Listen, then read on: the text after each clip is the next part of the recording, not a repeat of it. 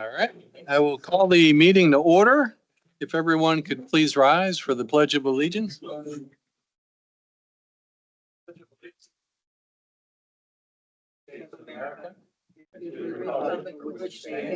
One nation, under God, indivisible, with liberty and justice for all.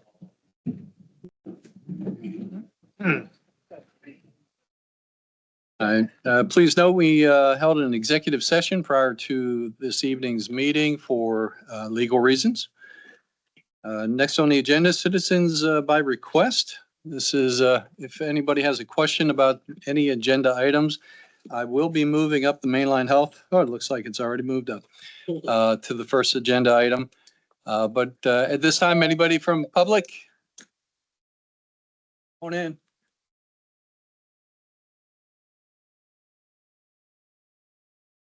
And answer the door. Any public comment at this time? Do not see any hands raised. All right, Ms. Camp, why don't we start off with the mainline health?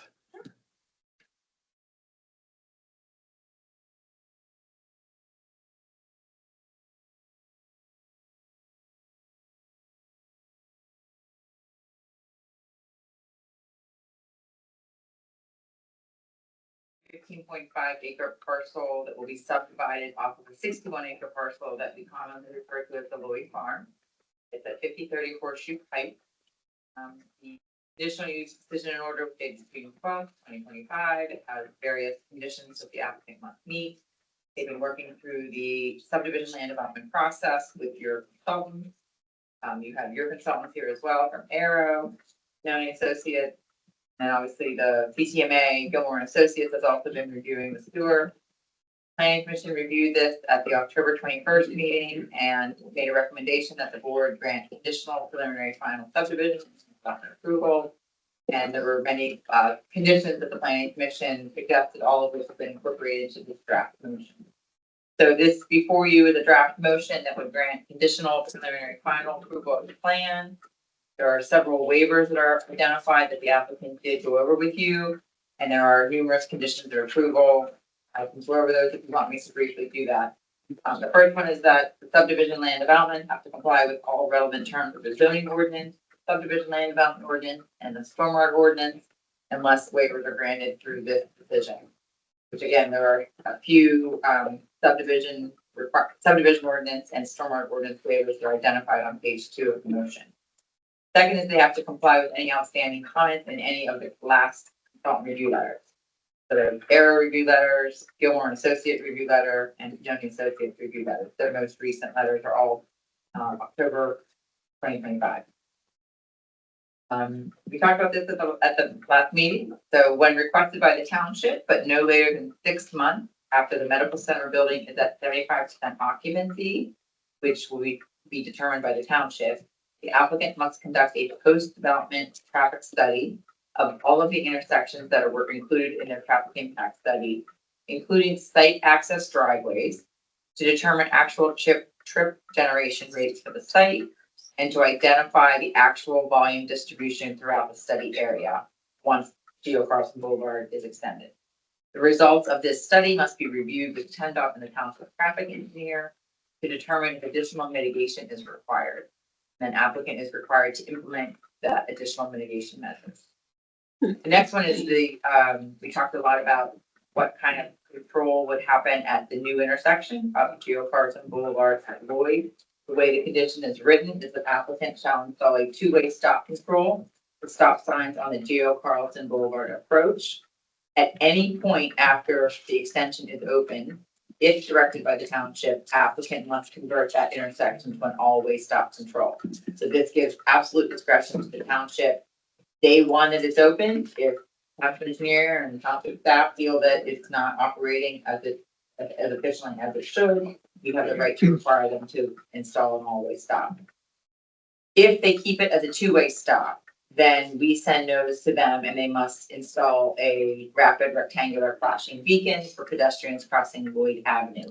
One addition is they also want any necessary advance warning signs that be needed with that rapid. We would want you to tell us what those are.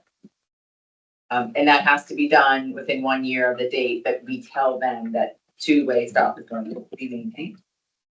The next one is if requested by PennDOT and subject to all applicable PennDOT procedures and laws, applicant shall offer additional right of way to allow the construction of a roundabout at the intersection of Geo Carlson and Lloyd Avenue.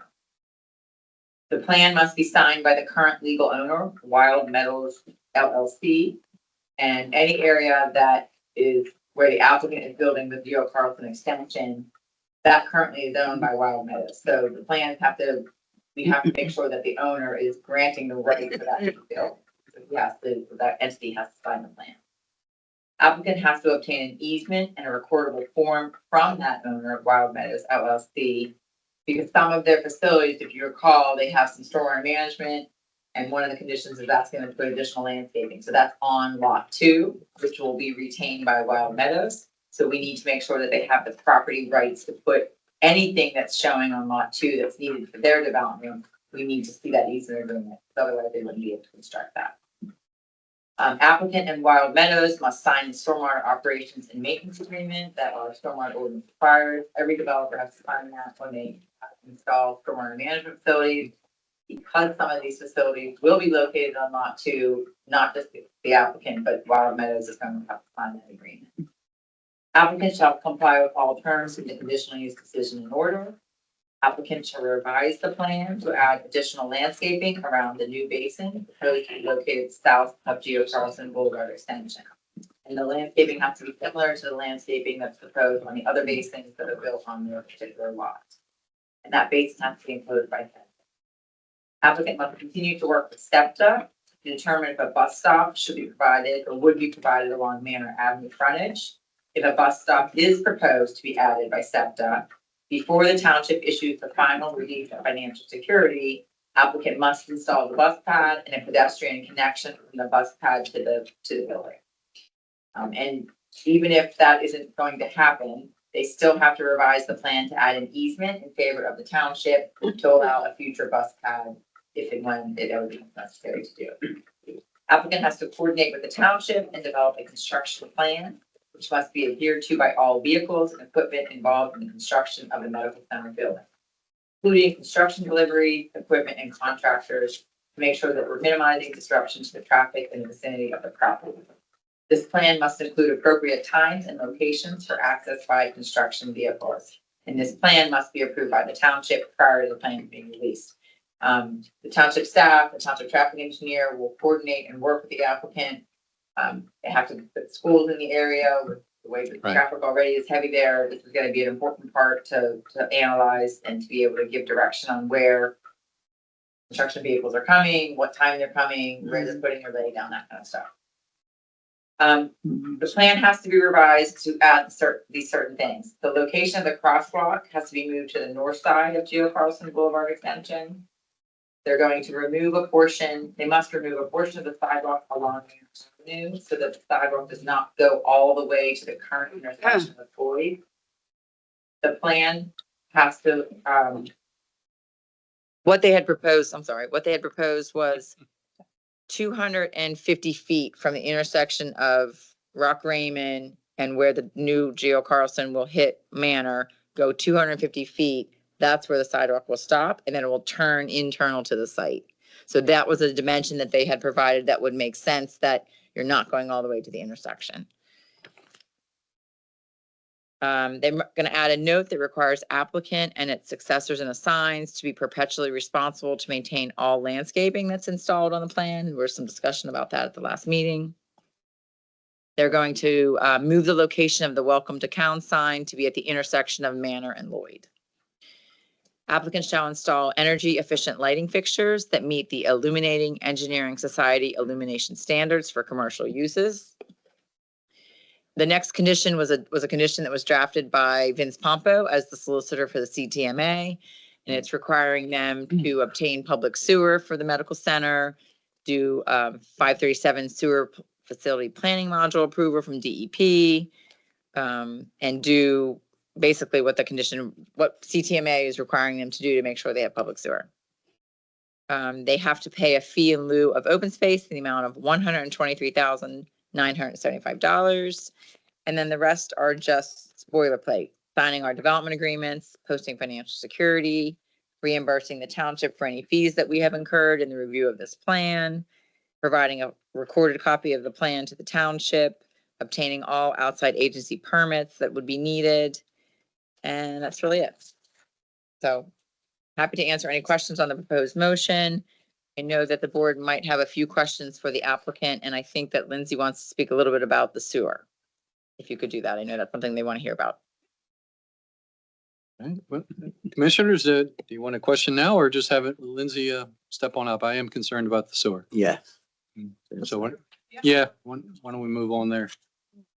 Thank you. Yeah, so I have the letter from Gilmore, and I actually spoke with Ross from Gilmore Good. yesterday and let him know. So we have looked at some various crossings, but what we are going to be doing is we are going to be putting this sewer connection. Currently, it's shown, in the middle of Lloyd Avenue, and it's going to be shifting into the grass area, which will really alleviate a lot of the crossings that I think there was a concern with. So, and then also the maintenance as well. I know Ross had commented that he wanted us to shift it to the middle of the road, but he'd actually really prefer it to be in that grass area on the side. So we won't be ripping up the road again, as I know Aqua just ripped up the road for the water line. So that's part of what we're intending to do. So I talked through that with him. He was on board with that. And then we also talked through the sewer planning module. He has no more comments. He said the sewer authority, we have the agreement set up. The sewer authority was signing off on it so we could send it, continue on and sending it down the line. Okay, Do good. you have any other specific questions? Or is that answer? No, I know there was a little hiccup about where originally it was going to connect. So I'm glad that you and Ross had talked about that and worked that out. Yep, absolutely. Yep, I have one. sure. The worst case scenario, you get in there and you find that you don't have the distance and the slope and for the gravity. What is your plan? Because if you had to put in a pump or a pump house or anything, now there's another structure you've got to come, that's going to slow everything down. You have to come back here again and we lose more, get more impervious in there. Is there a worst case scenario plan already? So there shouldn't be any additional impervious, but we have been very conservative with our approach, and actually how the sewer line is shown currently, it is shown in the middle, or not in the middle, but down the pavement of the road. Yes. And by shifting it into the grass area, and we do also have some leeway with the slope. Right now, we have some steeper slopes and some drops in the manhole. So if we do need to go over a pipe or under, we can mitigate that with the different slopes of the pipe and drop the manhole further or lessen the drop in a manhole. So it's very conservative of how the pipe is laid out currently. Does that answer the question? It does, and you've been so thorough with everything, Lindsay. I just wanted to I'm sure you had this thought out, but I hadn't seen it here, so I wanted to ask. Yep. Thank you. Yeah. And I talked through that exact information with Ross as well yesterday. All right. Thank you. Thank Thank you. you. That's right. You have more? Yeah, I got more. Lovely. But that's, it's not Lindsay though. We confirmed this at the last one, but I don't think I saw it in here, the sidewalks, so the curbs on both sides of Geo. I know it was on record saying you were doing it, but is it in here? No. It's on the plan. Yeah, it was on the last plan. We're doing that. We're committed to it. It will be on both the north and the south portion of the Boulevard extension. Lindsay does intend to submit a fully revised and finalized plan set before month's end that incorporates anything that might be outstanding, such as the sidewalk that we're talking along Manor, as an example. And just on that point, Kristen had mentioned an approximate 250 foot length of that sidewalk. That's a minimum. We're committed to at least 250 feet. It might be a little longer. That was an approximation made, but we'll have a precise measurement as reflected on the forthcoming plan set. But I think, Mike, you're right. I don't think the plan set, and you'll help me here, I don't think the plan set dated October 15th It does not. have- shows that. So I should add a bullet under 13 Mhm. to add curbing on the south side of your Carlson Extension. Yeah, and we've committed to that for Okay, but I will add that. a number of Thanks, Mark. public And, meetings. oh, thank you. And one other thing while we're on Geo, I had brought this up the last time. You know, one of the big concerns for this board is always safety, and pedestrian safety and bicyclist safety. And we have this new Geo going across. We currently have people with near misses every day in the stretch from where Geo is and Manor Avenue. So with this new road, I actually wanted to ask Mike, our traffic engineer here, using that shoulder and making a dedicated bicycle lane, is there enough room for that? On the new Geo Carlson extension? Yes, Yes. I would like that. And last meeting on the 30th, we did agree that we would provide paint striping along the extension for the bike purpose. It's about Yeah. a foot wider than what we would normally want for bike lane. There's plenty of width there. Excellent. So we can get that in here too, Mike, what right? should I add there? Just add striping to Yeah. allow, I think bike lane to be reviewed by the township. is it going to be on the south side of the Geo Carlson Boulevard or the north? South, I would think it'd be on the south side. Okay, correct. okay, we can add that. Now, this is one that comes from the Historical Commission. Everyone knows how dear that farm is to the history of this township, going back to of course, Penn to Pike, and then the parks held that for a long time. And the parks they're very big in Chester County in Pennsylvania history. And then Zook had it, and then Lloyd. I believe you said you're putting some sort of little outside sitting area. If that is the case or not, the Historical Commission would really like a memorial plaque with a short history, just a story of the importance of this site in the history of Count Township and all of Chester County. Yeah, on that note, I think respectfully, that can be a request made of Wild Meadows if and when they go to develop the remainder 45-acre portion. We're I carving understand what you're saying, but both the Historical Commission deem them as separate. The manor house is one thing, and then the farm is an entirely different resource. And if I can show you how it was broken out, that they're two distinct pieces. So when Wild Meadows does their thing, they can do something about the Lloyd family in that house. But, it would be a nice touch for the township, especially since it was the Historical Commission that got you to the point where you can do this, because otherwise that would have been an over 55 5 years ago. I had a shot at this one. To the extent that we put benches or seating areas outside with what little room we have, Mhm. following all of the robust landscape buffer that we've committed to, we're happy to put a plaque of some nature paying homage to the historical nature Historical. of the site. Yeah, Thank you. I don't know what that might look like. I don't know how elaborate it will be. I can't make promises on behalf of my client at this stage. We're hearing this tonight for the first time. I'm sure they're going to want to do the right thing. So I thank Do you. want to do the right Yeah. thing, yes, but I mean, at some point, we need to draw a line here. And at some point, we need to understand that we would like to get this done too. And this is a very small ask, Ryan. Agreed. Josh and I were talking about it. Is there red brick on this building? Because it looks like it's iron, like very modernist. And we were talking about red brick, quite a while ago. Can you speak to that?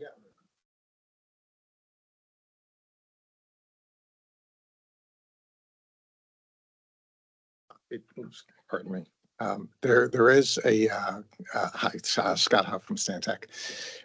There is a masonry product at the base of the building, and we have a rendering of it in the presentation that was sent. It's not a red brick though. It's a dark brown type color.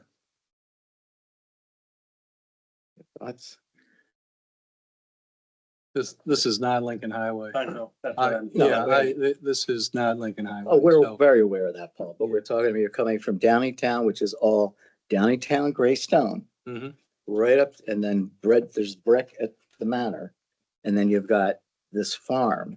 And if it's a very modern looking thing, there's always a facade that can be touched onto that to make it fit in a little more. I don't think we need to I'm sure you mandate. don't, but I don't you're think not we need the to only mandate. voice here. Correct. That's a nice looking building.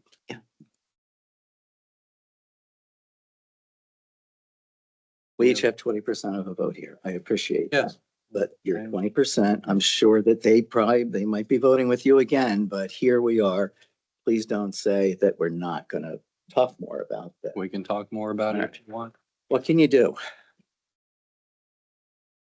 To do something with that brown to make it more We're brickish. in a position today where I could just say, we're gonna change the color to red. Yeah. That this has already been through a number of approvals. We've been showing this to the planning commission, internal to leadership. And if there's an objection to the color, we'd have to take that back and come back with a or come back and review a different color scheme. But I mean, we think this fits in to the style and the character, and the color family is appropriate for the setting. Thoughts? I guess we have a look for Lincoln Highway, and it's not Lincoln Highway, obviously, but I guess it would just be, if there's a consideration to it, consider it, and I think we can move on, from this point. But if you're not married to the look yet, and there's a consideration to look at the facade in the future, I would ask that you do that. That was beautifully put. We Thank can do you. that.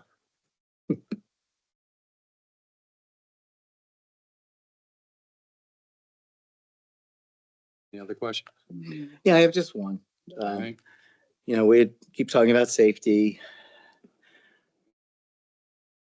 I appreciate that you don't own the land south of Geo Carlson. You're giving a pedestrian access to the residents of Downingtown with the sidewalk. But the residents of Cowan are getting no pedestrian access from Lloyd Avenue. I asked last time if in your discussions with Regal or Wild Meadows, when discussing the easement, if you could ask if there was any appetite for him to grant you the easement to extend the sidewalk to the end of your basin that he could eventually connect to later. Did that happen? Yes, we had discussions with Justin O'Lear, Mhm. president of Regal Builders, as recent as Tuesday. I was on that call. Mhm. At the present time, there's no interest, there's no appetite for providing pedestrian or bicycle sidewalk south of the boulevard extension to us for our purposes for this project. I can't Interesting. speak on behalf of Yeah. the rationale. I can't speak on behalf of any future desire or lack thereof as it pertains to that. But as our discussion unfolded on Tuesday, and I'm glad you brought that up, we have their continued support regarding the easements and the required rights of way. We're confident, and I have an email to that extent of Tuesday afternoon from Regal indicating that, they are supportive. They will be signatories to the various easements and land development related agreements. So at this time, no, that's not something that we for this project can commit to for land that we don't own. It's interesting. I'm not questioning you, but I heard something differently. I don't know from Yeah. whom or when or what, but It would have possibly come from Wild Meadows. So, but I'm done. I'm done. okay, Just want to make sure my residents are safe. as do we. Yeah, so, all right. The only other point that and we have our entire project team here, as you all know. We're happy to field any additional questions, comments, or concerns. The only kind of concern that I want to bring to the board's attention pertains to draft condition number 5. This is something that I've had a discussion briefly with Kristen about. It is that NDOT roundabout condition. Mhm. We're not ultimately opposed to a roundabout. If Mhm. that's what's best for this area, that's what PennDOT wants, that's what the township wants, that's what's going to happen there. That's not lost on us.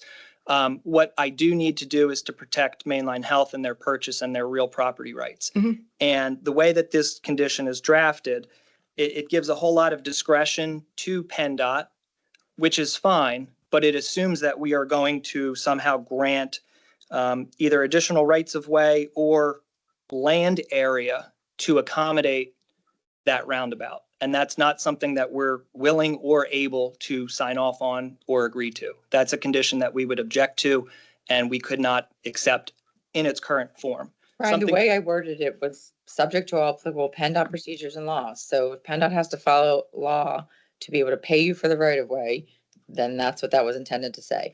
But it goes on to suggest that if Asking requested you- by can I finish, please? If requested by PennDOT, we shall offer additional right of way to allow the construction of the roundabout, and the dimensions and location shall be determined by PennDOT.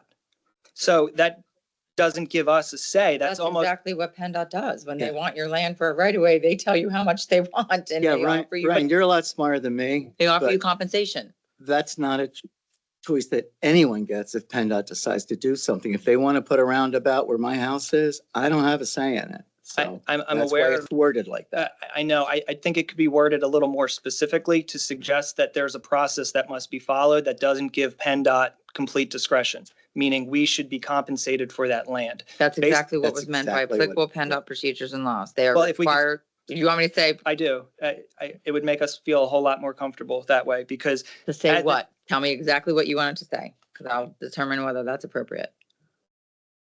If requested by PennDOT and subject to, applicable PennDOT procedures and laws Or- including the eminent domain code. according go. the acquisition of real property rights belonging to Mainline Health. Why don't I just say including the Eminent eminent domain domain. code? It's But great. it wouldn't necessarily be acquired through an eminent domain process. It could be obtained They're through. required by law to offer you just compensation for land area you're giving them. Correct, but they could also forego that and just privately negotiate with us and say, we think your land's worth X in lieu of That's all condemnation. contemplated in the eminent domain. They have to make a good faith offer to you first before they could go to condemn it.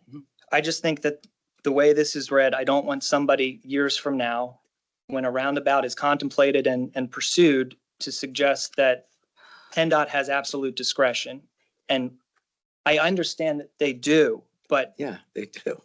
for compensation, I would like that word, I don't think it's a big ask, to be inserted into condition number 5, because we're talking about nearly half an acre of real property on a property that's, we're talking about $500,000 ballpark figures Mhm.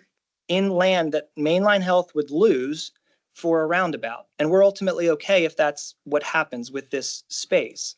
But we need to protect nearly $500,000 worth of money. Ryan, let me stop you. If it says, if requested by PennDOT and subject to all applicable PennDOT procedures and laws, including the right to be compensated for property interests, applicant shall offer additional right of way. We added that phrase. Sure. Okay, I'm fine with that.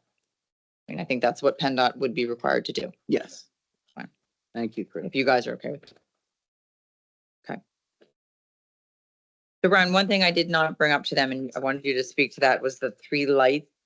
Forgot to Sure. mention that, the 3 street lights. So with the sidewalk only being 250 feet along the frontage of Manor, the plan had shown street lights going all the way as if the sidewalk was extending to the intersection. And they're asking that those 3 lights, if there's no sidewalk there, do you still want that to be lit with no sidewalk? So our request would be to remove those 3 lighting fixtures. It abuts Manor Avenue.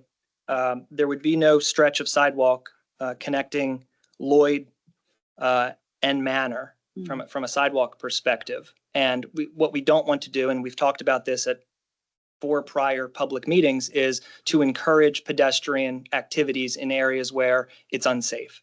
And we feel as if we're essentially creating a sidewalk halfway there and then lighting the rest of it, it's certainly going to encourage dangerous pedestrian thoroughfare. So we think it's a reasonable request to forego those lighting fixtures. They would be located close to the roadway. The roadway's already lit. I think it would be overkill and it would probably become a safety issue more than anything. It's not a cost saving request on our part. It truly is a safety. It's more of issue. a safety issue. It is. Yeah. And So if the board was okay with removing those streetlights, I would add another bullet to say that. So I would need your input on that. I'm a no. I know, because we already gave up the sidewalk, for safety reasons, but those streetlights, they create a whole ambiance there. I'm a yes, only because the exact point, you are misleading the folks walking along that sidewalk, assuming they're going to be able to walk all the way over to the 322. And I said yes. So Jane and Ladies? Lorraine, I need to know how you feel. Who's liable if somebody does walk beyond Against the her. scope of the sidewalk? It's Yeah. not your road, It's so hers. it's not you. It's not your road, so it's not township.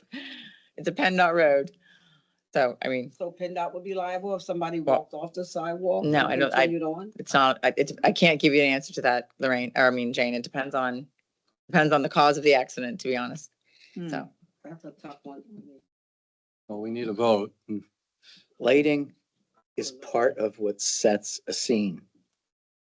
Making sure that the entire scene is set, saying, this is a special place here. And instead having it lit on the Downingtown side and black on the Cound side, again, is saying, Cound Township, you don't matter. That's my position, but there's 5 people here with different opinions. I don't think it creates any kind of safety problem. Mike, do you think it causes a safety problem? You have to look at the plan. Were these pedestrian level lights that were associated with the sidewalk? Yeah.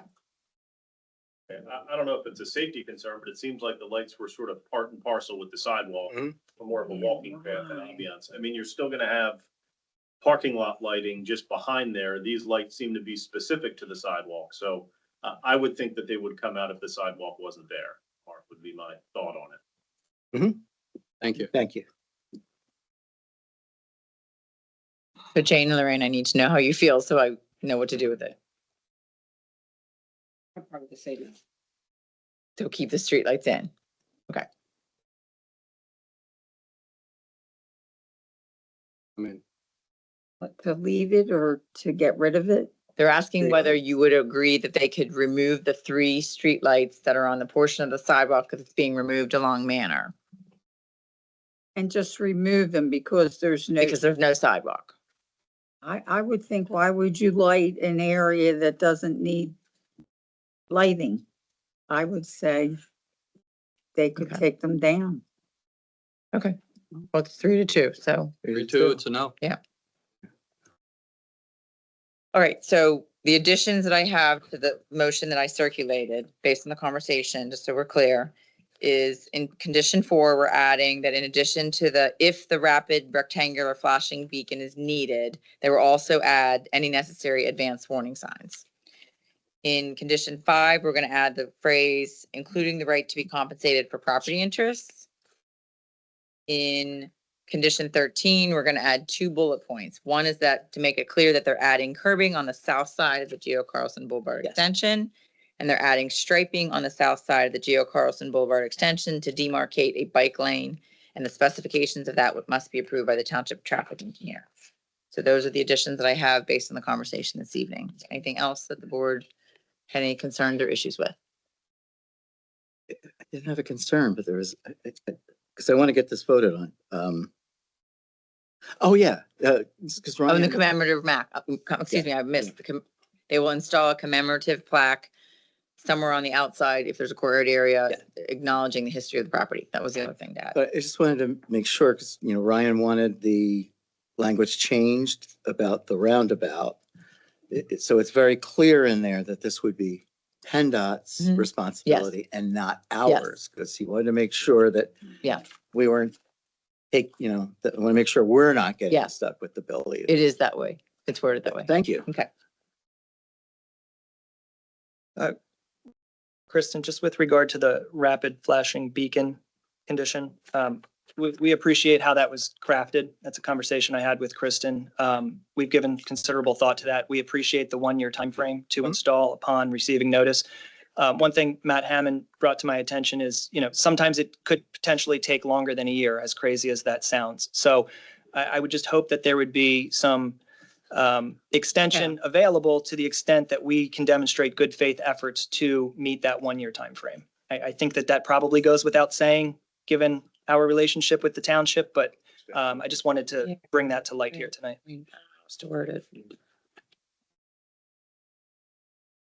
Yeah, I mean, just my comment to that. I mean, that occurs often. I mean, just like traffic studies, just like the traffic study that's going to have to be done, there are occasions where that has to be extended out because of weather Yeah. or other extenuating circumstances. So How about I add an unforeseen conditions out of the control of applicant, out of applicant's control Sure. to the end there? Does that work? Yes. Okay, Thank you. like you can't order the part or something like that, or, I mean, it's already subject to PennDOT permanent approvals, but if it's something beyond that, I think that language would cover that.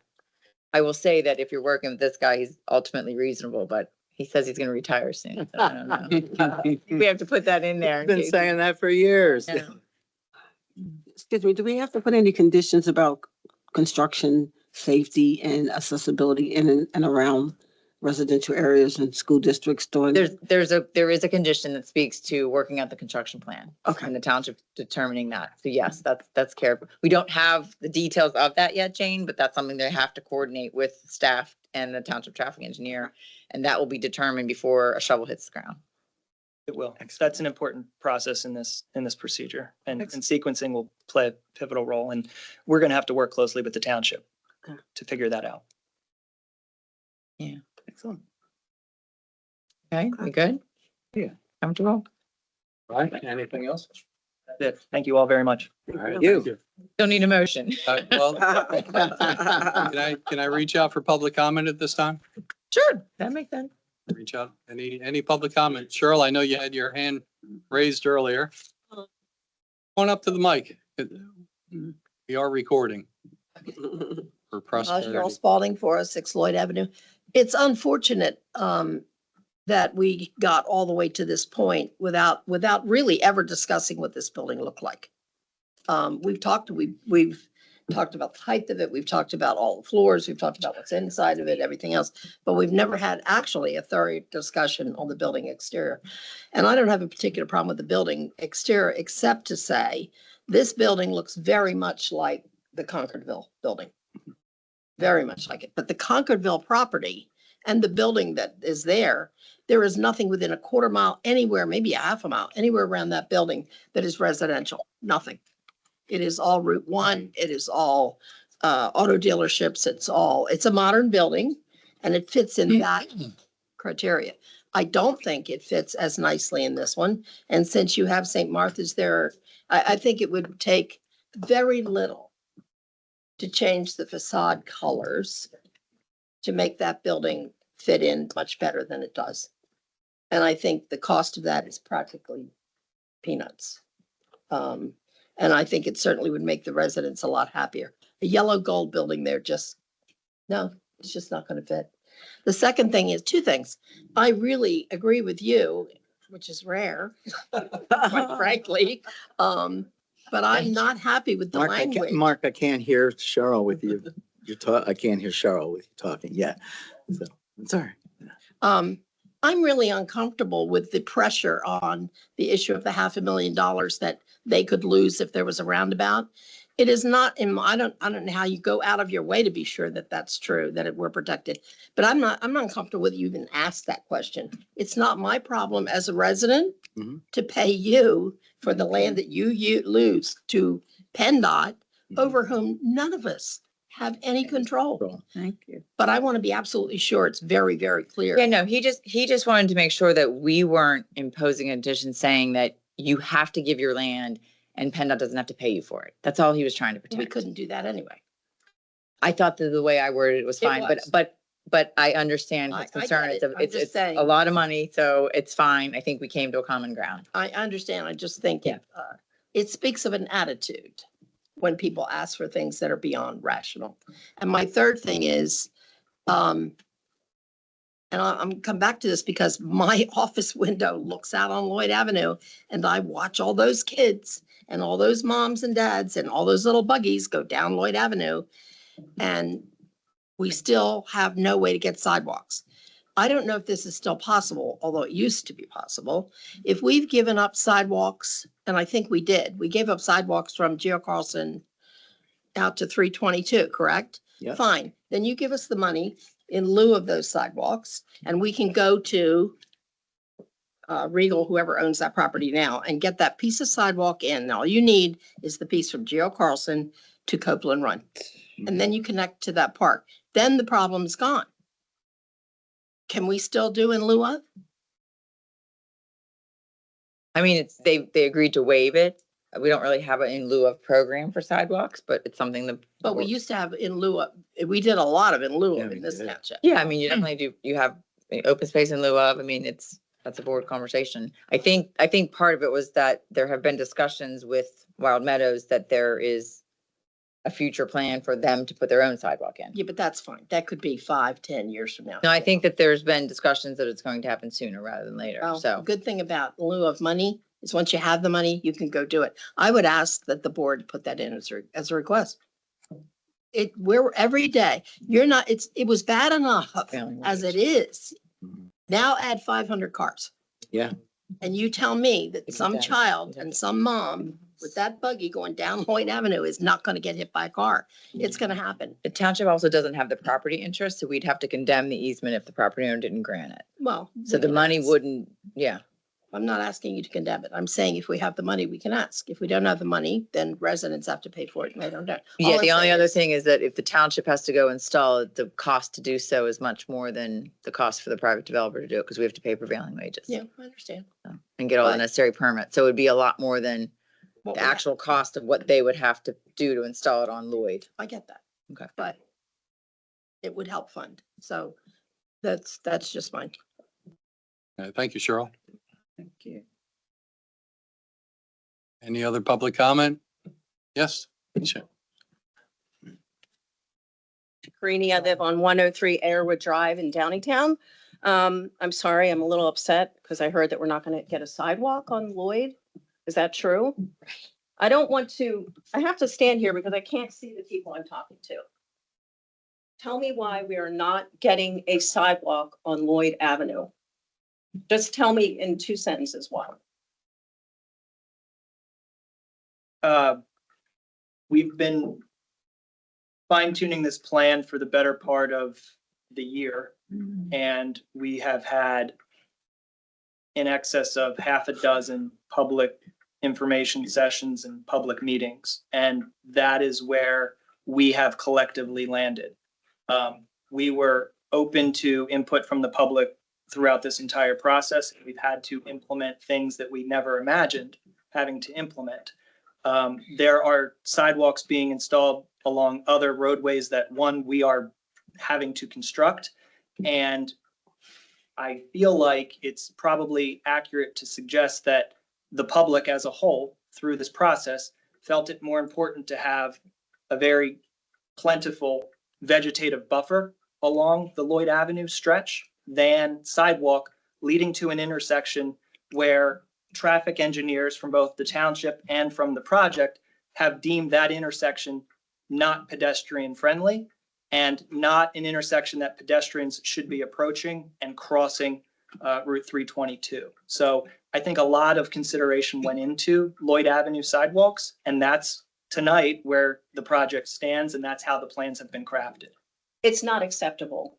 1 second, were you Hey, referring it's to not the acceptable. north end of In all Lloyd or the south? transparency, I've been very silent because my husband is on the board here. But I in fact own my home on Airwood Drive. My taxes are upwards of $16,000 a year to live in Callan, and you're telling me that I can't walk across the street to go over to Mainline Health? I don't understand what's going on here. I'm just so infuriated by this. Mainline Health has the wherewithal to do this. I go to hospitals all the time. I'm in Bryn Mawr all the time. I walk down the sidewalk. It's in the middle of a community. You're disrupting an entire community here. And the least you can do is put a sidewalk on Lloyd Avenue so Wait, that people Alicia, can safely walk what across section the of street. Lloyd Avenue? Talking about the south end. the south end, Mhm. which Okay. they do not own that property. And they're getting easements from Wild Meadows to do things there, and Just a I section asked of it. before to get those easements. To do things that benefit Wild Meadows as well, and that's why they are willing at this time, and we've Yeah. negotiated Mhm. previously for stormwater basin purposes Mhm. and for sewer and for roadway. And that's the extent of the discussions, the negotiations, and the allowances. We can't tell Wild Meadows to grant us more rights or to give us more of their property. The agreement of sale has been amended on a number of occasions. They've drawn a line and we're set to close soon. And we I feel like can't, I've been interrupted a couple of times, even Yeah. by here and by here. I was, I don't know how else to say this. Why are we sacrificing everything in our community for you to be there? The people that live up and down Lloyd Avenue, why are these people sacrificing everything and we feel like we're getting scraps on the back end of this? What, that's how we feel. People have lived here for 40 years, and this is going to disrupt the daily life of everybody who lives there. And the least that we can do, however you work it out with Justin O'Leary, is to get a sidewalk. I feel like, I don't want to feel like you're doing us a favor here because we do need healthcare. But with all due respect, people have been spending money to live here for a very long time. And it seems like it's going to be easier for the people on the Downingtown side to get to your facility than the people on the Callan side. And that bothers me a lot because our taxes are quite a bit higher. And we realize it's the school and not the municipality, but it really is very upsetting. And again, I apologize. I've been silent. This has been pent up because my husband's on the board and I'm walking a fine line, but I've got to tell you how I feel being a very high taxpayer in the community and just trying to advocate for the other people in our neighborhood. I think that's fair. it is fair. I respect your position. I'm sorry that you feel that way. And I do think that the township can do something when that southern portion of that property is set to be developed. Those are requirements, just as this board has imposed upon us or will impose upon us, that this board can impose upon the underlying property owner, Wild Meadows. So I don't, tonight's activity doesn't mean that ship has sailed. I just think that that's something that the township will have to explore further. Okay. I've always been a big fan of Mainline Health and I really want to continue to be that way. I do. Thank you, Alicia. Any other public comment? Okay, I'm sorry, I am just recovering from COVID. I'm negative, so maybe I have COVID brain. But I need to understand what is going on with the rights for number 5 with PennDOT versus language being added. And if I'm misunderstanding or being slow, I apologize. No, it just means that, so right now, nobody has any plan to do a roundabout there. But if in the future, and Mike can speak better about what potential plans would be, there's all this Route 30 bypass plans of PennDOT. And one of them may be that there would be a roundabout at Lloyd and the Geo Carlson. So what we're trying to do is basically say, and we talked about this at the last meeting, that nothing they're building would have to be removed. If PennDOT comes in, they had shown, a potential sketch of a roundabout. So they have plotted their development such that if a roundabout in the future, if PennDOT determines that when they do the Route 30 bypass project, that a roundabout is necessary at that intersection, they will agree to basically work with PennDOT to grant the necessary land area, but that PennDOT has to compensate that. Just like if PennDOT wanted to put a wider road along Manor, anybody that owns the land that they want to put the wider road on, PennDOT has to negotiate with them to be able to acquire those interests. And all that's doing is saying that he wanted to make sure the language was crystal clear. They weren't giving up the right to be paid by PennDOT. And the board's concern was they wanted to make sure that the township's not coming in and asking you for this. If it's PennDOT that would be coming in, it would be a PennDOT project. Are we talking about a ½ acre? They said it would be about a ½ an acre of land on Half an their land to give up for a roundabout. 500,000 for ½ an acre? I don't know what the property value Oh, is, yeah. ma'am. Yeah, That's just what they're saying. Okay. Yeah. My other concern, this flashing beacon, if that becomes a necessity, which it very possibly could. I don't know anything about it, but why does it take a year and now even possibly an extension? It's not taking a year. They have to get the permits for it. You have to get a traffic signal permit from PennDOT. Okay, And we're not sure yet if it's gonna be a two-way or a four-way. It's written that it starts the two-way, right, but it's written with ultimate discretion of the township to come in and say, no, we want it to be a four-way. If Right. it's a four-way, it doesn't need the flashing beacon. right. So we're giving ourselves time to make that determination, send them notice to say, okay, now we want you to put in that. They then have to go to PennDOT and get all the necessary permits and approval. They have to order the equipment. A year goes by quickly. So I think we tried to be reasonable about what would be, I mean, I'm sure they'll try to do it as quickly as they can so they can get out of town and not have any more financial obligations to the township. But we wanted to make sure we weren't putting them into a position where they weren't able to get it done in time. Does that make I'm sense? just worried about that from a safety standpoint. Now, if it's deemed that we need a four-way, what is the timeline? How much time is That- I mean, Mike said, I asked that exact question. It's just putting up signage. Be done in a couple days. Oh, okay, It's okay. Signage and striping. Okay. Okay. One other question, the bike lane that's gonna go on the Geo Carlson extension, I can tell you all the time driving that people are like this because they're looking at their phones and stuff. Is that gonna be totally safe because for people on bikes, because that's gonna be a really heavily traveled road? I'm a lawyer, not an engineer. So you have to ask this guy. I It's don't. based on width, and typically a 5-foot wide bike lane is what you would see, and they have 6 feet. So I'd say from a safety standpoint, having a wider than standard bike lane would be as good as you could do from a safety standpoint for a bike lane. So it's gonna be a wider bike lane than PennDOT would typically require on a road of that classification. Okay, there's gonna be a lot of traffic. We know that. Oh, and that scares me. Yeah, Michelle, it will get some of the bicyclists off of Lloyd Right. who are risking their lives coming True. around Oh, that true, bend true, yeah. every day. They'll, To share the road on. Yeah. yeah, so. Okay. When will there be a determination made on the times and the location? I assume it's gonna be Manor Avenue of the construction vehicles. They're gonna have to have a coordination meeting with Ray, and that will have to happen. I think we worded it. Did we word it with Before the plan's recorded. before the plans are recorded? So they're gonna coordinate to determine what is the appropriate construction sequencing and scheduling and I'm sorry, when was that? I missed that. before the plans get Oh, released to okay, them, okay. before they can record the plans, which is a precondition for them to actually start construction. Like for a layman, what kind of timeline are we looking at? I don't know, because they have to meet all these conditions. They have to get outside agency permits, so I'm not sure how long that will take. Before they can do anything. Right, I guess I'm asking you, what is the timeline for when they can do anything? Do we have any idea at all? No, It's really based So on them. based on them. okay, And getting their PennDOT permit, getting their sewer planning module approved. So I don't know if they have an idea, but it's sort of out of it's in their control to the extent that they're processing it, but it's out of their control because it's other agencies that are issuing approvals. okay. If that makes sense. I do, just since it came up with the public, just so nobody gets upset later down the line. We have not determined, and I'll work with Mike for sure and the other consultants. We have not determined with Mainline Health where that access will be. I cannot promise it will not be on Lloyd Avenue. I can't There's, imagine. well, there's some huge safety issues about it coming off of 322 as well. So we certainly want to, the township wants to make sure it doesn't disrupt the public as much as possible, but we also have to be, realistic about how we get them in there so they can get done and so they can get out of there too.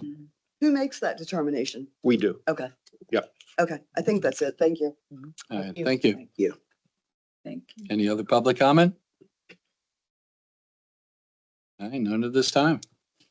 With all that said, entertain a motion granting conditional approval of the preliminary and final subdivision and land development application for Mainline Health. Subject to the proposed motion with all the changes that the solicitor reviewed this evening. Perfect, thank you. I have a motion.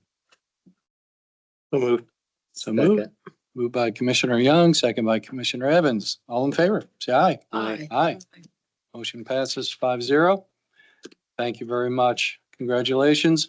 Yeah, that's. Done. big help. Dawn, do you need me? Ryan, looking forward to this. Okay. Thank you. Thank you, Lindsay. Take care. Thank you.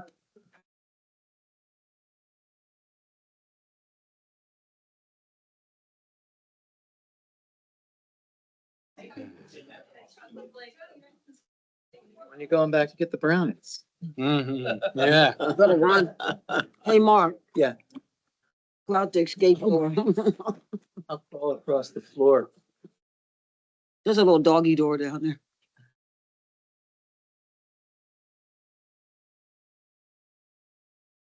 Is this a half day, Kristen? Have a Thank you, great night. Kristen. Thank you Thank so you for much. the, Thank for the, you. you know.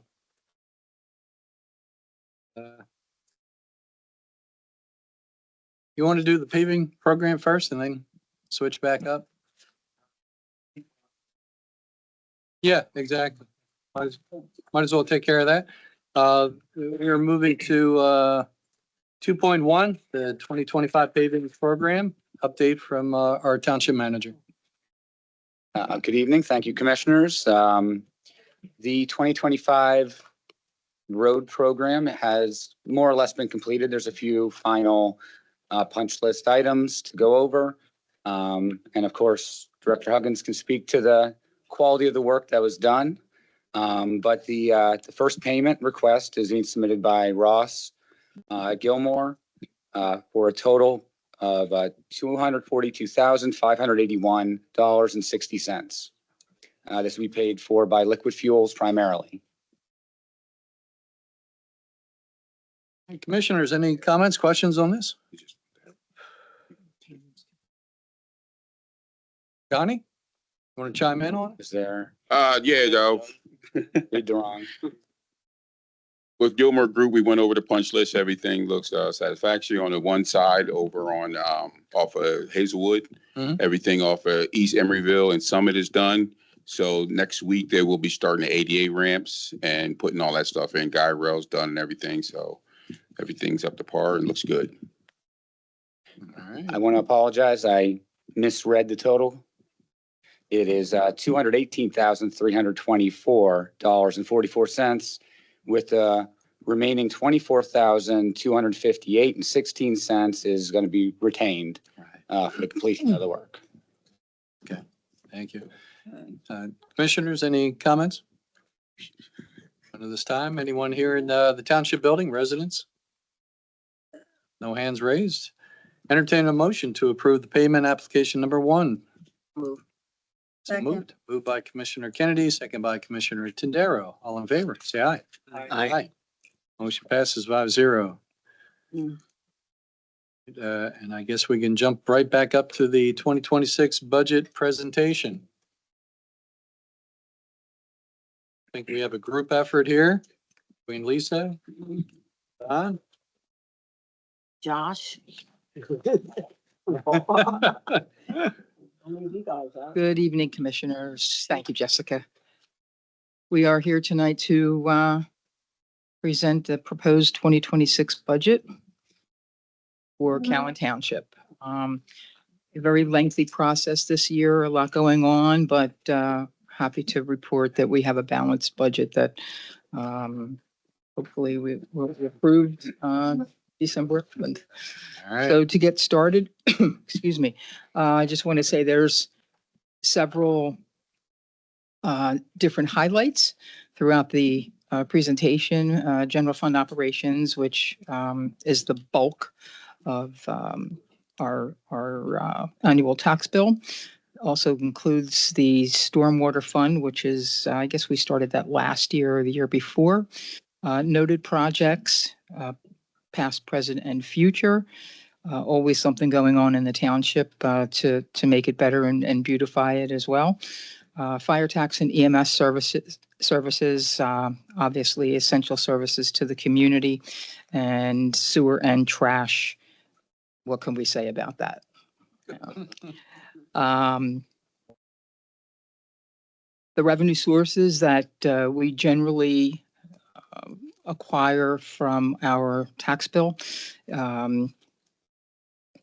6 different sources, EIT and LST taxes, real estate taxes, licenses and fees, grants, charges for services and transfers and reimbursements. These are all revenue items that come in either based on, the community working here, living here, services that we provide, that pretty much makes up the total for our general fund, which then leads us to the expense part that we have. Just want to give you a little visual there, so you can see the real estate taxes come in at around 40%, and the EIT, LST 32. Those are our two biggest revenue sources. Gets a lot done in the township. Our expenses are made up of 7 fundamental departments: our general government, police department, public works, community enhancement, life safety, our debt service, and capital projects. All expenditures that are worthy of the dollars that we spend to, again, assist and serve the public, to keep Callan Township going throughout the year. The largest, the largest being police, coming in next with public works. Again, services are provided by these two, along with life safety at 14%, that make up the bulk of our expenses. Just another way to look at it as well. You know, again, a lot going on, revenue coming in, expenses going out. Our budgetary trends for 2026, our employee count is up to 59, which I believe is an additional 11. Police department and fire, as you all know, were increased employees from 2025 and again in 2026. Our healthcare increased 5%, basically due to family plan structures and the industry standard inflation, et cetera. Equipment and machinery, we have a great capital replacement plan that all of our directors follow to make sure that we are getting the best usage of the vehicles and equipment that we purchase. But we know as they start to go, new purchases need to be made, and unfortunately, that has also increased. Pension costs for uniform and non-uniform pension have also increased just due to the staffing increasing that we've had. Stormwater dynamics, our MS4 for 2026, 48,000. I don't believe that has changed in several years. 150,000 in 2026 is slated for our stormwater improvement, which our public works and life safety departments have done a great job making sure that our roadways and our infrastructure are being handled properly. Maintenance program will also continue moving forward as far as equipment, again, infrastructure, roads, et cetera, just to keep everything new, fresh, maintained, so that we don't have any extra expenses due to non-maintenance. We have some open projects right now. Joe Carlson, Beaver Creek Crossing, 1.2 million for next 2026 spring. Humpton, Lynn, and Williams culverts are about 2.1. I guess we're looking at December of 2026 to hopefully have that moving and possibly completed. 40 Bailey Road stormwater, almost 400,000. That's in the planning stage right now. Our 2022 note is assisting with helping those costs. And we have 1.2 million grant proceeds that we've received. So that's also helping with the cost. And we are always looking for additional grant funding sources that have been made available to us.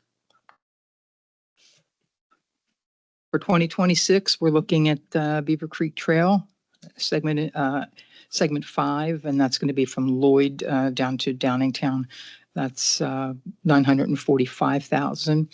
Lincoln Highway improvements, a total of about 1.4. We do have 2 grants that will assist with that, ARL grant and the DCED grant.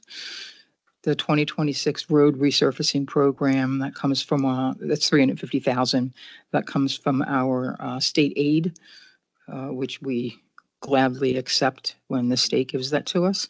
And capital equipment replacement program, 451,000. And that is 345,000 due to grants and donations.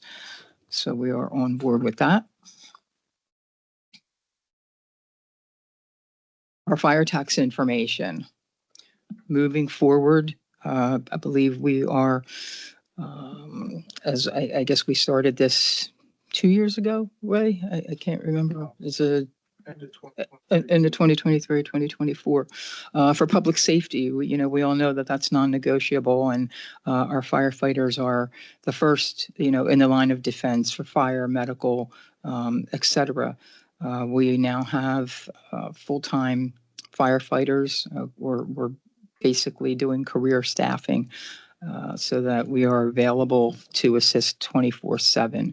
And that's definitely an important part for this community to feel safe and know that any time of the day or night that someone will be available to assist them should they be in need.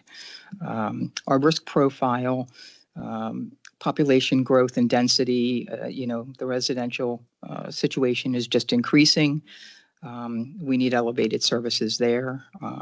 Risks, buildings, unique occupants, aging infrastructure, rising services demands. It requires career staffing that's ready to act. And the call volume just continues to rise.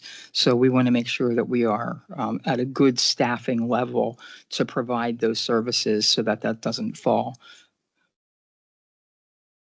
Our fire staffing proposal will assure that there's a minimum amount of staffing for immediate response 24 hours a day, 7 days a week. The plan for 2026 is to hire an additional 2 full-timers and also increase the part-time hours to fill that in 12 days a week, 12 hours a day, 7 days a week. Our fire rate for 2026 for an average assessed property of 150,000. Our current mill rate is 1.134 mills, which would be about 170,000, $170. The proposed rate for 2026 is 1.5, which would be an average increase, $55 per household to assist with this 24/7 staffing and to bring us to almost to our goal as to where we need to be. And looking at our EMS situation here, we have a multi-municipal group that continues to constantly evaluate, adapt, support, and provide oversight to assure continued service in effective and fiscally responsible manner while sharing the cost of these services. The municipal group is made up of 5 Chester County locations, and they are Callan Township, Downingtown Borough, East Brandywine Township, East Callan Township, and West Bradford Township. They meet constantly to make sure that we're able to assist Minquist to give them what they need. We've also consulted Rob Consulting for their strategic EMS service study so that we're headed in the right direction for EMS services. There is no increase right now that we are looking at for EMS. Currently, we're at 0.4 mil, and the proposed budget for 2026 is to stay at 0.4 mil.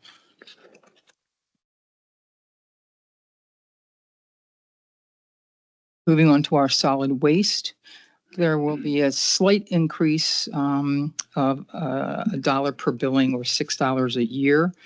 Our current count is at 5,035 units in the township. We don't plan to change our current hauler, which is AJ Blazinski. And our solid waste is just running itself at this point.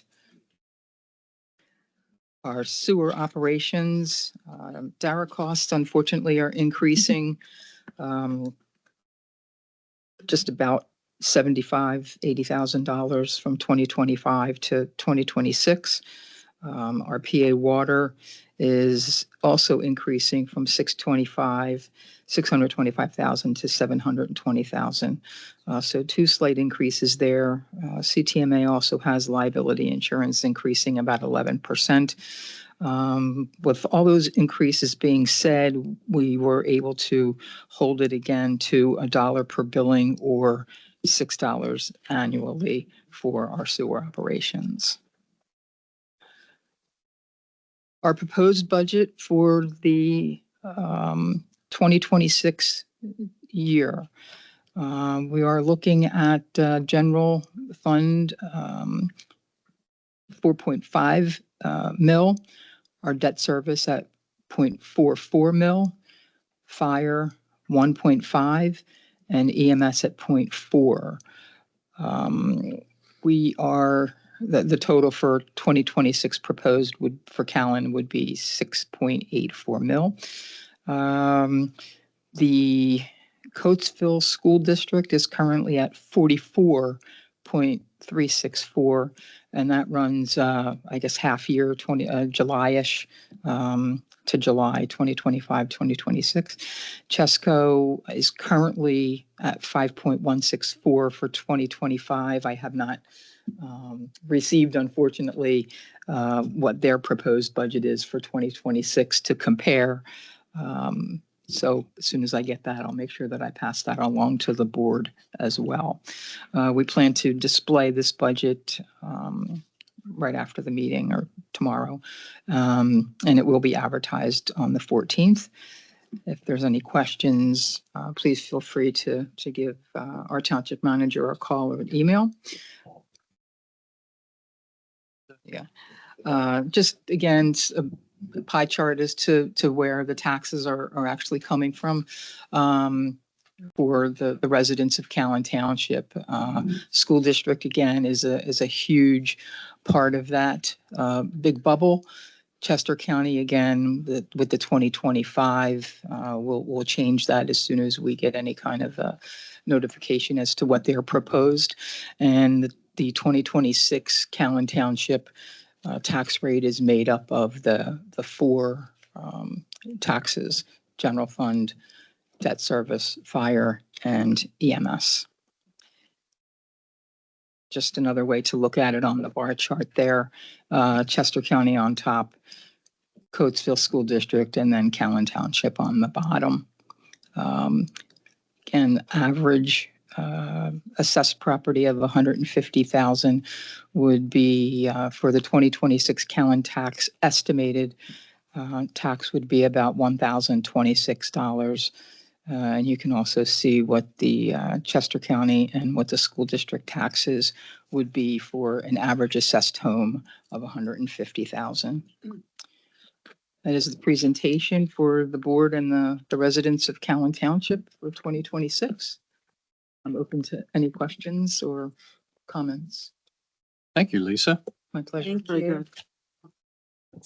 A great presentation, and that Pac-Man, that's really, I really hope people are looking at that and understanding. That's almost all school district taxes. If you're paying $1,000 in municipal taxes, you're paying almost $7,000 in school district tax. Mm-hmm.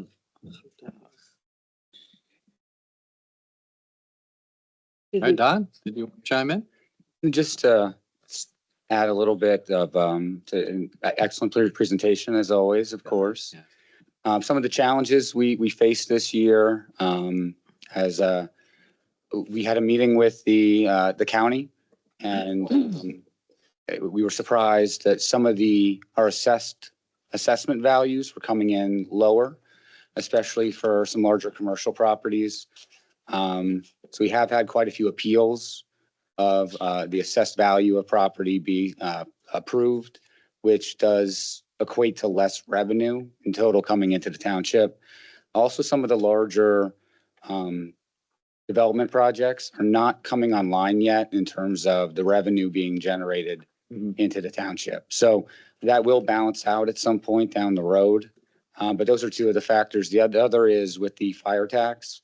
The state does put a cap on how much of that can go towards staffing. The rest has to come out of the general fund. And I apologize, I'm apparently losing my voice. Been doing a lot of talking. But just some of the challenges that we've been working through this year. This was a difficult budget. Spent a lot of time. I want to thank the Finance Committee, Lisa, Director Swan, that really spent a lot of time, a lot of nights in the township building to put this together.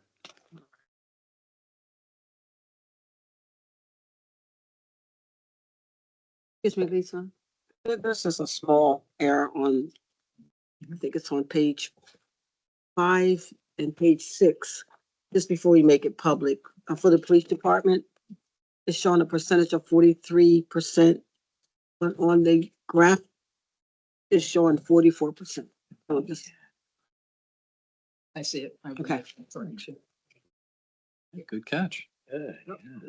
Just a couple of things before we vote on this comments. First, I want to thank Don and Lisa. They did an excellent job. We started with a massive hole and we've crawled our way back out of that. And as well as the directors who came back and really looked at their budgets and made sure that it was necessary items that were included in the budget, not things that we wished for in this budget. So just to point out, if you look, we collect 4.2 million in real estate taxes and the police cost us 4.6 million. So Worth they're every penny. they're a necessary part of this township. But when you compare our budget to other municipalities who don't have police, they don't raise property tax revenue because they don't have a police force. Look at West Bradford, who has a minimal property tax, but they rely on the state police, which aren't always reliable. We have a reliable police force, and when you call 911, there's somebody there to answer right away. In other municipalities that rely on the state police, that's not always the case. So just want to point that out. Also, fire has grown increasingly more expensive for the township. For a very long time, we relied solely on volunteers, and they did an excellent job for the township, and we appreciate everything they do. But unfortunately, their numbers are dwindling, and we have to provide fire service for our residents. So the cost has grown exponentially very quickly for us. But we are now we're in a place where we can respond efficiently and quickly to anything that happens in the township, and supplemented by the gentleman you see behind you that are volunteers who take the time out of their own lives to do training and fight fires, as a volunteer. So just want to thank them and acknowledge that, that the work they do is incredibly important to the township. But unfortunately, their numbers are dwindling, and we have a responsibility to make sure that we have fire service. Thank you, guys. The EMS tax, luckily the Minquist has stabilized themselves, and we are able to not raise the rates again. As Lisa mentioned, there's a regional group that meets. Myself and Paul are on that group. I'm currently the chair of that group. We are working with Rob Consulting to figure out how to memorialize that group and how we move forward as a regional group to make sure Minquist exists and can provide the services that we need. So there's a lot of work that goes on behind the scenes to make sure these essential services happen. So again, I just want to thank staff and my fellow Finance Committee member, Paul, 'cause we put a lot of hours into this. So just want to thank everyone who was involved. But again, And Josh said it all, but I wanted to thank everyone involved as well. I know a lot of dedicated department heads put a lot of time and effort into this. Lisa was there nonstop with us as well. And Josh and I got to spend many nights here together. So, and of course, Don with our fearless leader, putting this all together. So thank you, everyone, for that. thank you. Before we take a vote, I'll just reach out to the public here. Any comments? It's Adam. Josh, since he's the institutional knowledge, and Don, this is out of the entire Coatesville area school district. And I don't think I saw it up there. And I know at one point Josh gave me an answer years ago. And how much of that tax base is represented by Callan Township? It's at least 50, isn't it? So 9 municipalities. Yeah. The Callan Township is 1/3 of the assessed value of the entire school district. Right. Um, And then you have neighbors sending their kids to charter schools. So your tax dollars are coming out of Coatesville to go to the charter schools. And as your senator, State Katie Muth, can tell you, when they come back into Coatesville, they're usually an entire grade level behind. Coatesville schools are great. It's the illusion that they're not. And you can put your kid in a little uniform and send him to a charter school and pretend he's going to a private school, but it's costing every one of us. I had to say that again. They're trickling back into the district. Yes. Trickling. And board, any other comments on the budget? Entertain a motion to advertise the setting of the township taxes. So moved. Second. So moved by Commissioner Kennedy, second by Commissioner Evans. All in favor? Say aye. Aye. Aye. Motion passes 5-0. And I will entertain a motion to advertise the 2026 budget for all township funds. So moved. Second. Moved by Commissioner Young, second by Commissioner Evans. All in favor? Say aye. Aye. Aye. And motion passes 5-0. All right, let's see if we get some feedback. Oh, thank you. Thank you, Lisa. Turning on a good note here, the Jahaco benches. Who will be taking this? You commissioners. At the last meeting, there was a discussion on using a portion of the historical commission's budget remaining in 2025 to purchase a series of benches and picnic tables for the future park, Backman Farm, Kings Highway. There was a question at the last meeting regarding the color of that was going to be selected for those the benches and other items. And there's a graphic in your board packet. It appears to be a gray and kind of green coloring that match the natural landscape of that property. That Paul can't see. And Paul, Yeah. It just kind of blends right in, right? Well, it's just blue. All right, sounds exciting. Yeah. But was our pictures black and white? I hope not. Yeah, like black and white in our packet. Commissioners have all seen it. Residents here in the township building, any comments, questions? Pretty exciting stuff. Entertain a motion to purchase the 6 benches, one 6-foot bench. I don't get that. Yeah, it's 6-foot benches and one is a donation from them, Donation, I yeah. think. Oh, okay, then two 2-foot picnic tables, one dual trash can, and a partridge in the pear tree. So moved. Second. All in favor, say aye. Aye. Aye. Motion passes 5-0. Sorry, I couldn't resist that one. Lincoln Highway holiday lightings. Look at that, leading right into the holidays. And believe it or not, and this is exciting formality.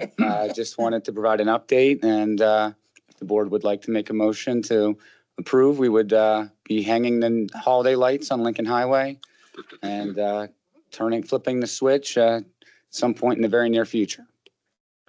Did we get garland in? I believe we did. We did, Yes. so we're gonna have the poles wrapped in the garland as well. Wow, Okay. that's great. Wow. And Is it possible the lighting can be ready at the time that we do the tree lighting ceremony? Oh, Is I that think it's asking too much? Thanksgiving, right? Yeah, all the lighting is going to be up for Township Building and out on 30 So with that'll the new be- garland. Everything will be lit up on Yeah. December 3rd. Yes. That's great. Well, do you do this right after Thanksgiving or for Thanksgiving? We'll do it before Thanksgiving, so Okay. everything be ready. Okay. Make sure we test everything, everything lights up. Mhm. Okay. We want to do a public event, the commissioners, like on Black Friday, with the switch flipping kind of thing. Get the daily The lights. local out for it. Thoughts on that? As soon as I'm done Amazon shopping, yeah. Black Friday. We can certainly look into some sort of event, definitely. That'd be cool. Yeah, juggle that around. That's different. So moved. Okay, entertain a motion. So moved. Moved and second. Second. All in favor, say aye. Aye. Hey, Christmas tree lighting will be up. Thank you. More decorations, Spackman Davis Farm, holiday decorations. Thank you, commissioners. As in past couple years, Spackman Farm has been decorated with a Christmas tree. The sleigh was out and then the house had some garland and lights in the windows and looking for discussion / approval in order to do so once again this year. Okay.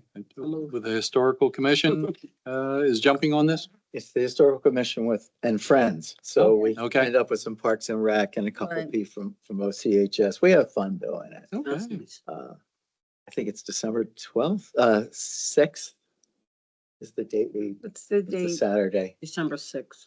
so. That's you guys December. are- And when's our tree lighting? 7. The 7th? Okay. Residents, any comments, questions? Place to be? We need a clause in here, though. Tom Parr with his knee still recovering is not allowed to try to reach up and put lights on the tree at Spackman. We'll do that ourselves. Basically, you're gonna need a 5-foot tree. No one else can reach that high, right? Yeah. Call for the fire ladder. Fire ladder. All right, entertain a motion to approve. So move. Second. Second. Moved by Commissioner Kennedy, second by Commissioner Evans. All in favor, say aye. Aye. Aye. Aye. And we are all getting decked out for the holidays. 2026 EMS cost sharing agreement. This has been in the works for quite some time. Glad to Yes. see it. Thank you, commissioners. This is listed as a discussion / action. I will allow Director Stackhouse, who has been working on this agreement. This is similar to last year's agreement with updated figures for the combined multi-municipal agreement. Yeah, commissioners, as you know, last year we came up with a multi-municipal cost sharing agreement based on call volume to temporarily, until we figured out a model for that group to share the cost of offsetting the EMS cost for service. This agreement is exactly like the one we signed previously, except the numbers are different. So we'll continue on with that until such time that the study's done and the multi-municipal group, votes or decides on to, how to reform that or a different funding structure. Comments? Josh? No, yeah, for the public that may not have seen this, Cowan Township's 44.98% of Minquist's calls. So we pay 44.9% of the cost to operate Minquist. Some of the municipalities like West Bradford are just 8% of the territory. or 8% of the calls. They have multiple ambulances that service their township. Okay. So, and then we do have a capital expenditure in there as well to help them purchase their ambulances and keep them up and running. Excuse me, Josh, is this open to any municipality if they want to be a part of it, or is it just limited to certain classifications? Because I see first. So this is Minquist's territory. This is who they service. Okay. So this is the municipalities that came together when Minquist was in financial trouble to stabilize them. So the multi-municipal group that's working together is just currently this. I don't know that Minquist could handle taking on any more territory at this point. Okay. And Ray, I do have a question. How solid is this 45%? Because I've been concerned about this all year. Soon I'm gonna make Derek come up and sweat, but, Okay. and no, that's Don't good. know how that jumped up to 45%. Well, if you remember, it actually was, it does vary, but that's a good point. Just again, for the public, like, Commissioner Young said, the way the cost sharing is, it's based on call volume and it's based on the previous year's call volume. So obviously that call volume ebbs and flows. Cowan has always been traditionally the highest call volume for Minquist, just because our population is denser and the makeup of our population. So, I forget what it was the year previous, but it was 46 or 45%. And then this year it's 47%. So again, we base that on the previous year's numbers, and that's how and their total cost is broken out by percentage for each municipality that they cover. So if our population keeps increasing, then so will our. It'll keep. If the call volume The call increases. volume goes up with the number Yeah, right now. and remember for Mainline Health in the conditional use, we did put a monetary contribution in Right. should their call volume increase our Exceed, call volume. yes. So, Yeah, we did. We put a funding formula in there, and I forget exactly. It's a little bit of a complicated process, but same thing annually. They will have to give us numbers. Mainline Health for their urgent care, will double check those against the county's numbers. And Mainline Health is responsible to pay a cost share of what insurance doesn't cover to help us subsidize Minquist. We did. We argued, for lack of a better term, we argued back and forth about that a few times. And they said it was very low. I said, I disagree. So what we came to is that they'll give us the numbers. I'll double check those with Minquist against what the county dispatches. Yep.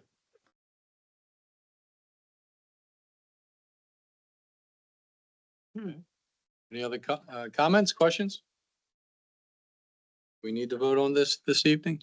Sure. If you actually don't have to, I mean, we have till next month, but it would be, unless you're highly. Well, considering all the other townships are probably signing the same thing. Yeah. Actually, most of them, I think, have probably already signed it, but just because of when they have their meetings, that's all. Yeah, right. Well, and their percentages. Yeah. So, yeah, they're signing Paid quick. too. 'Cause they know counts. Yeah. Yeah, they're $2,000 compared to our, 200,000. Yeah, exactly. 300,000, yeah. All right. Every dollar is worth it. Yep. There is no question about that. I just like to make sure it's fair across the board. So if Josh does not have any issues with it, I'm fine. Okay. no, I'm good. Okay. That's All good. right. So moved. Since we're both on the same board. Moved by Commissioner Evans, second by Commissioner Kennedy. All in favor, say aye. Aye. Aye. Motion passes 5-0. Great. Meeting dates? Okay, that's what's next. Yes, thank you, Commissioners. In your packet are the proposed meeting dates for 2026. This is for the Board of Commissioners and various boards, commissions, and councils in the township. Please, between now and next meeting, if you could review, and then provided there's no errors, we do our best to go through and make sure they match up. But they would remain consistent in terms of schedule of time of the month Mhm. throughout. The only question I had, the reorganizational meeting, we didn't have a time specified for that. It just says reorganizational meeting January 5th. Double check. It should be 30. 7:30. Believe so. We'll double check if the first class code. Yeah, the requires- usual board. Yeah. Okay. We do it before the board meeting?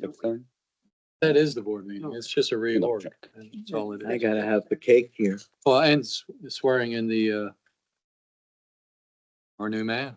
New man, there he is. And swearing in both of you as well. Yeah. It's a new term.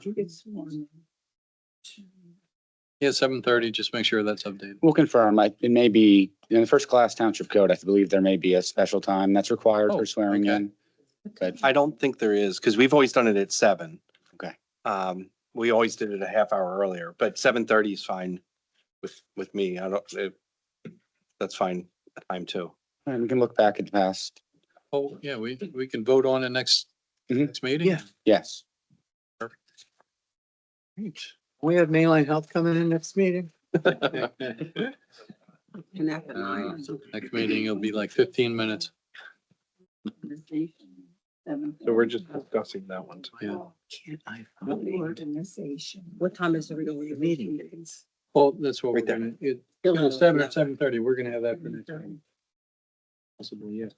And the name. But yeah, next meeting, we're voting on it. All right, the board and commissions expiring.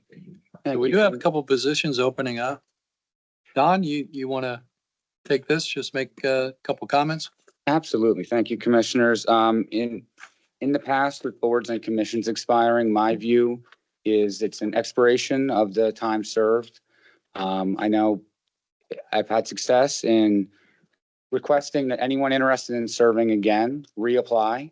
So for the months from November until December or January, when everyone's reappointed, it would be an open position. Anyone can reapply from the community if they're interested in serving. And then we'll conduct interviews with existing board members and new board members. It allows, number one, to give someone an opportunity. If they're not interested, rather than being approached and saying it's an automatic renewal, it gives them an out, which sometimes that's what folks need after serving for an extended period of time on a board. It's a lot of time out of their lives. And two, if there's others in the community that want to apply to serve, perhaps if someone is interested and they are reappointed and that position they applied for does not fit because there's not an opening, we have other openings in other boards and commissions that are not listed as expiring. And we may be able to find a better spot for that new individual. So, and with the commissioner's approval, I would like to have the boards that are expiring be open for the month of November and December, post it on the website, have everyone apply that's interested and conduct interviews before the January 5th meeting. I think that's a great idea. I do know out of this list here, we have at least one person that's not asking to be renewed. So that's a perfect opportunity to start advertising for some of these spots. So commissioners, any comments, questions, in favor? Yes. All right, sounds good. Residents here who want to sign up? There's a sign-in sheet right over here. Any comments, questions? You're trying to get him to raise his hand. Huh? Yeah. Coming into the meetings is good enough too. Yeah, we enjoy having you here. Anyone else? Any comments about it?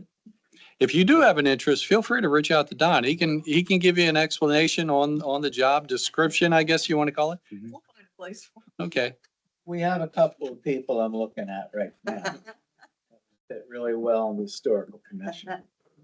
There's nothing better than serving your township. You know, it doesn't matter what board, but if you're involved, it really makes a difference. So that's my spiel. I got involved over 20 years ago with the sewer department, and it's been my baby ever since. This is only my second term as a commissioner, but the sewer. You've been doing stuff. Can we start them low, like maybe on the Christmas tree lighting? Yes. How tall is he? Hey, wait a minute. You need somebody tall. All right. Well, I think you're good to go. Excellent. Yeah, thank you for that. Do we need a motion? No, No? we're, I Is it just wanted to motion get or, I feedback mean, from the just board. So thank you. Consensus, yeah. Says that right, yeah, discussion. Thank you, commissioners. Yeah, so last one. Board minutes, did everyone receive them? No. I got my copy this afternoon with Don, so I wasn't sure if, it wasn't in the packet. No. If you guys want to, we can table the minutes. Okay. I didn't see it. Table that. Okay, so entertain a motion to table. So moved. So move. Second. And second, all in favor, say aye. Aye. Aye. Aye. Minutes have been tabled. Finance report. We have, you want to add to it or just go straight to the check run? Check run. Right to the check run. Yeah, with the check run, any comments, changes needed? Everything looked good to me. How about you guys? Yep. Entertain a motion. So moved. So moved by Commissioner Young, second by Commissioner Tendero. All in favor, say aye. Aye. Aye. Aye. Check run from 54,930 to 54,965 have been approved. This is the dessert part of the meeting, the board liaisons. We'll start off with Park and Rec because it's always exciting. Sure. In my absence, Jessica, could you please report on Parks and Rec? Thank you.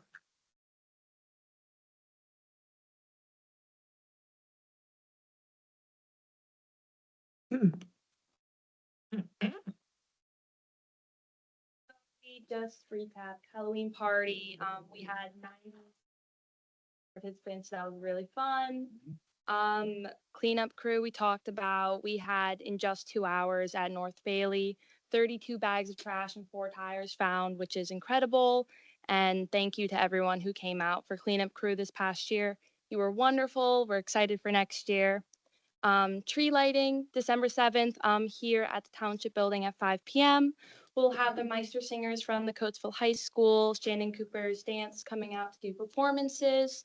We'll also be doing the Historical Commission hexagonal schoolhouse tours as well. House decorating contest, that is now up. So if you want to sign up, we'll be judging on December 18th for that. The sign up is on the website. And then that's pretty much it for Parks and Rec. And also the bus trip to New York, Yes. December 6th, make sure Yeah. how the tickets going. We have 10 tickets left. So it's moving fast. Site as well. Will they have the categories on the website as well for the house decorating contest? Yep. Those categories are on there as well. They are best use of a small space, best multimedia, classic holiday, best use of lights, best lawn ornaments, and resident choice. Should be fun. All right. All right, thank you. Moving on to COG. With COG, they had a representative from Jahaco there, which we all know about, being as though they chose Callan as a pilot program to, launch off their products. So they're getting widespread. So most of the municipalities are learning about their products. And so they just shared their concept. It was new for them. I had to throw a little monkey wrench in it and ask them if they could start creating child size benches and tables for children that visit our parks. So they were excited about that. They never thought about the little humans in our lives, but I think they are well aware that they exist and they spend, quite a bit of time at the park. So hopefully in the near future, we'll see some child size benches and things come on their portfolio. The other big event is going to be held on, I'm trying to figure the date. I think it's maybe November 22nd. They're going to be having the National Incident Management System, which is sponsored by Chester County. And it was going to talk about incident command systems that operate out of the county. Everyone's welcome to attend. We're a member of COG, so any departments that want to attend, we have to register by November 18th. It's free. It's going to be held over in South Coatesville at the Public Training Center there. So sounds like if anybody want to go. Anyway, they'll be talking about PMA, all these acronyms for PEMA. What is that, Ray? PEMA, and I know FEMA. PEMA and FEMA. And they'll be doing that training. So like I said, it's free. Lunch is provided. So it might be interesting to go. I think everybody in Johnny's department ought to be there. I think the police chief is gonna go. Are you going, Chief Yeah. Elias, Signed them up? for Pima and FEMA? When I ran as a captain in the state police, I was a liaison to FEMA. Okay. I have all those certifications. So he can teach the class, so. It's alphabets. Oh, wow. It's been a while though, right? They're good for life. Thank you. Okay, so just, so again, like you said, it's open, they're looking for registration. Outside of that, we just did, logistics about meetings and, how we wanted to celebrate the holidays together. But Jahako did put on a great, presentation. And if you didn't know, they collect tons and tons of, recycled materials. And they do receive materials as well. So I was just wondering what, even with all our recyclables and what we pay to have them picked up, maybe they can take some of those recyclables. I don't know if we can save money, but they're looking for recyclable materials as well. And everything goes down to Delaware where everything is manufactured there. Yeah, before Abby had said, they don't need any more, Plastic. yeah, Right, but at this meeting, they did say that they would accept Excellent. recyclable materials. So I don't know do what they that need, looks like. plastic bags or what? They might take plastic, anything. Okay. Yes. So that'd be something interesting, we're spending so much money on recyclables and I don't know what we do with them or what Belinsky does with them, but maybe that would be something that they can consider donating to them to continue producing the products that they're doing.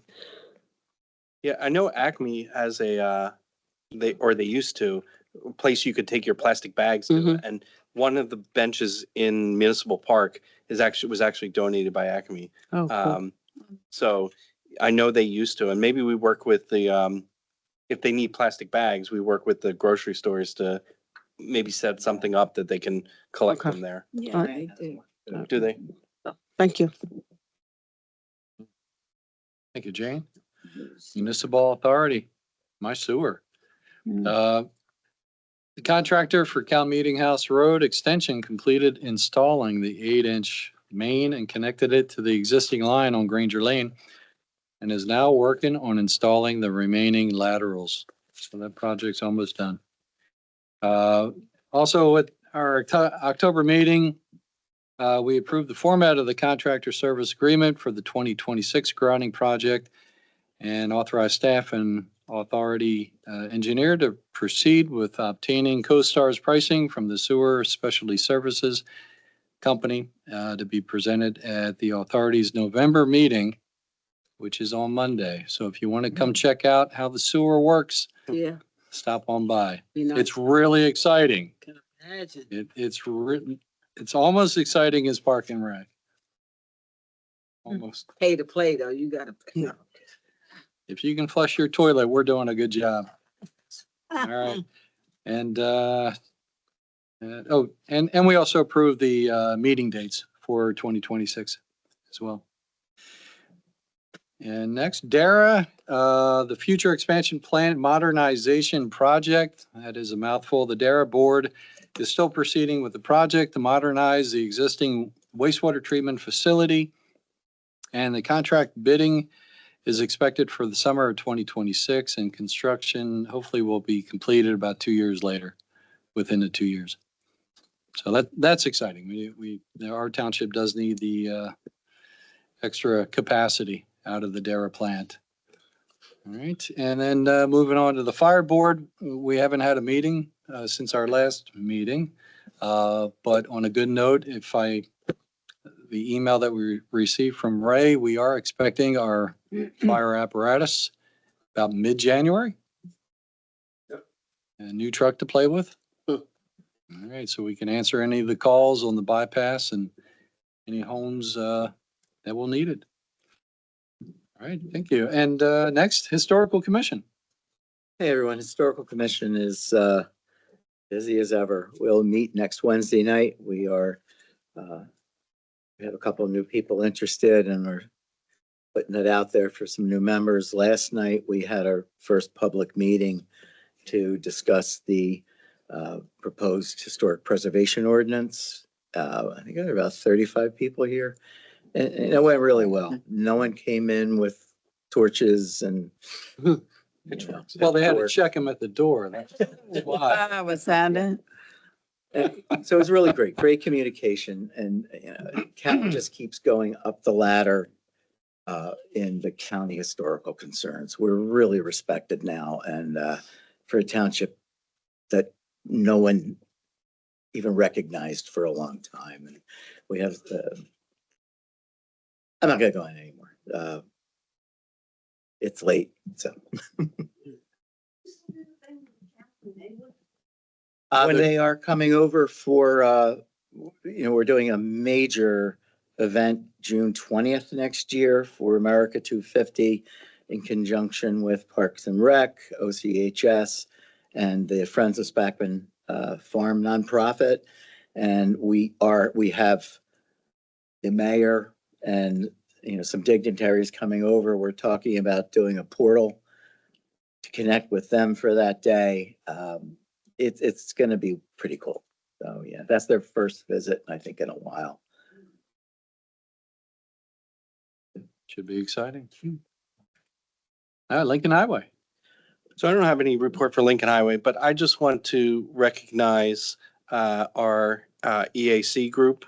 At last week's Chester County Association of Township Officials event, the EAC was awarded an award for their outstanding work for the 2025 year. So take a minute to recognize them, but I don't have a report for Lincoln Highway. Okay. Well, thank you. Thank you, Jack, for bringing that up. I hope they're all short. This would be great. All right. Ingleside Golf Course.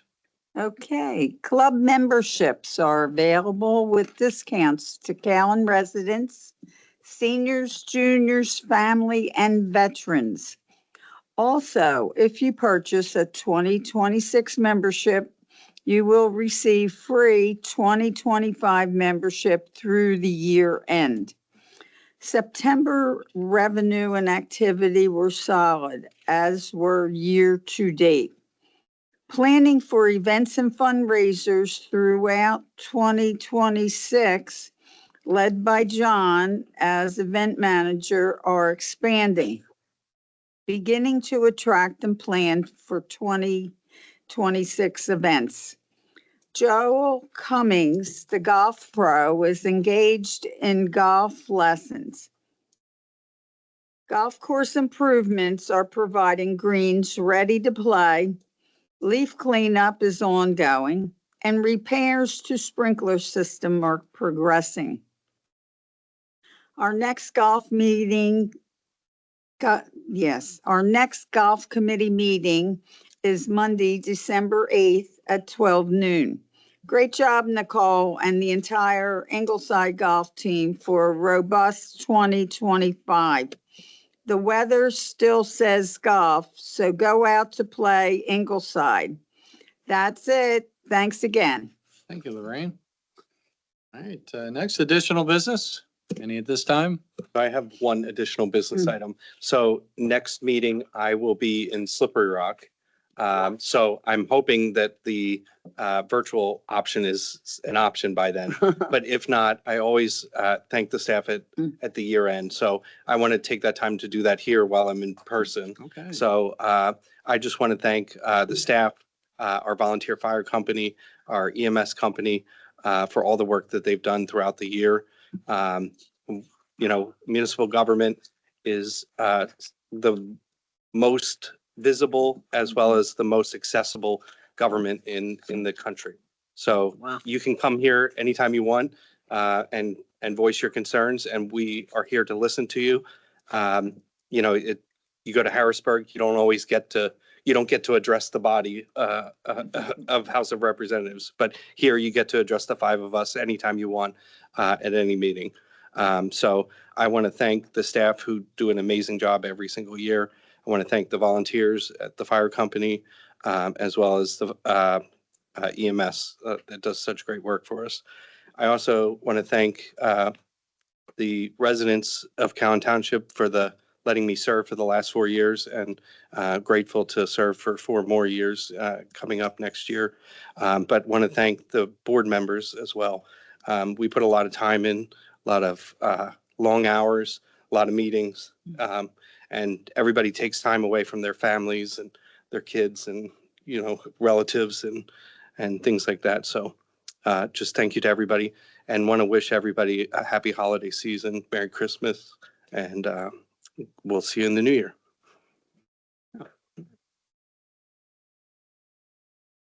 Thank you, Josh. We won't be. We'll, meeting we'll next- have to get him on FaceTime. If we don't have Zoom ready, we'll get him on FaceTime. Yeah. We won't Because we're gonna have to thank him. We won't meet again this month. I always enjoy Josh's thank yous. Very inclusive, so. All right, public comment? Any other public comment?